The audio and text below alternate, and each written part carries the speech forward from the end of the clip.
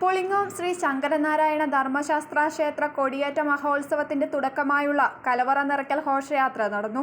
മുത്തുകുടകളുടെയും വാദ്യമേളങ്ങളുടെയും അകമ്പടിയോടുകൂടി ചുണ്ടാ തട്ടുമൽ ശ്രീ വിഷ്ണുമൂർത്തി ക്ഷേത്രത്തിൽ നിന്നും വിളക്കുവട്ടം ശ്രീ ചക്കാല ദേവസ്ഥാനത്തു നിന്നും ആരംഭിച്ച ഘോഷയാത്ര ടൗൺ ചുറ്റി ക്ഷേത്ര പരിസരത്ത് സമാപിച്ചു. നിരവധി വിശ്വാസികൾ ഘോഷയാത്രയിൽ പങ്കുചേർന്നു.